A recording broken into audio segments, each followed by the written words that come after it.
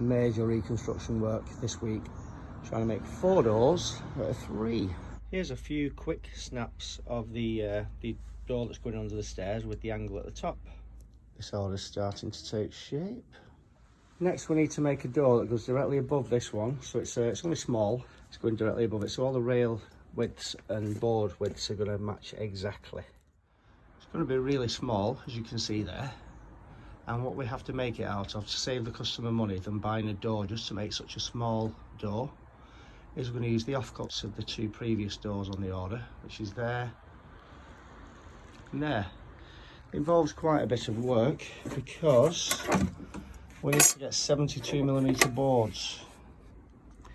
Currently got about 66, so I'm going to have to widen them. So there's 3 boards, so I'm going to use the boards we've got in excess, cut the boards in half and add a bit to the centre just to widen them out a little bit.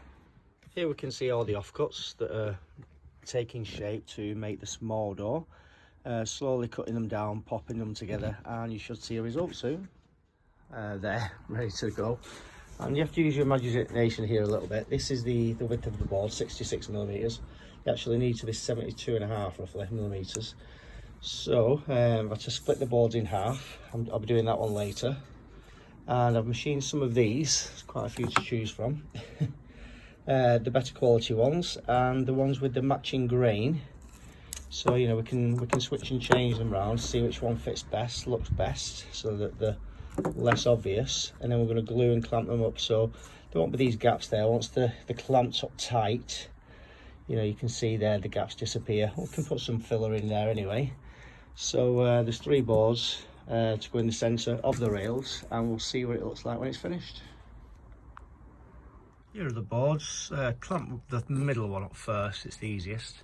So we're going for 72.5mm, I think. Not a million miles off there. Okay, the boards are together, they need sanding down, etc. You'll see the timber the oak looks slightly red compared to some oak. So what we're going to do, we're going to use a mixture of 3 wood fillers to try and get a match. Filling these gaps so they're less obvious. Don't forget it's above head height because it's going above a standard height door. So you won't be able to really see it. Plus, I mean, the door's going to be made out of 12 pieces, which I think is quite remarkable. So you've got 1, 2, 3, 4, 5, 6, 7, and then 8, 9, 10, or 11 pieces. So we'll see how it goes. So to achieve the colour, I'm going to use a mixture of 3 wood fillers. Need a bit of oak, a bit of dark, just to get the brownness into it. Mix that up.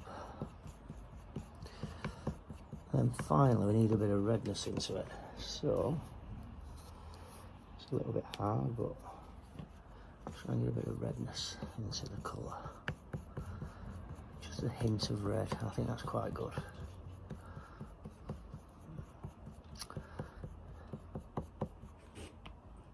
Yeah, I think we're happy with that. Right, the filler's on, so we're just going to give it a quick sand, and hopefully it should get rid of those hairline gaps between the joins in the centre. That's the sanding done. Quite happy with the veneer match there actually, and the colour match with the filler. Yeah, it looks blending really well. Rather happy with the result actually. Made these twice the length, so I'm going to choose the best section for when it actually goes into the centre of the door. Right, so the centre, which are the boards, are in the clamp to the top or bottom rail and one of the stiles. So wait for that to go off, and then we'll be adding bottom or top rail and the other stile. What's going to be the top rail, just to joint it nicely onto that piece there. Got to wait for the glue to go off. That's the top and bottom rail on one of the stiles.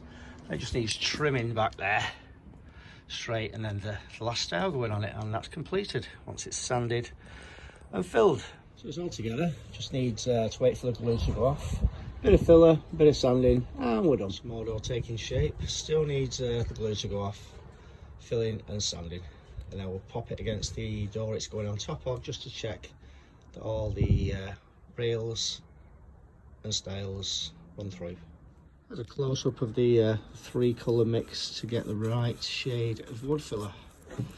So once it's all mixed together, you get a bit of brownness, a bit of redness showing through as well. And there we are. And here's the finished product. Unfortunately, the customer came in earlier than expected to collect the door. So there it is. Looks quite well against the old door, and job well done.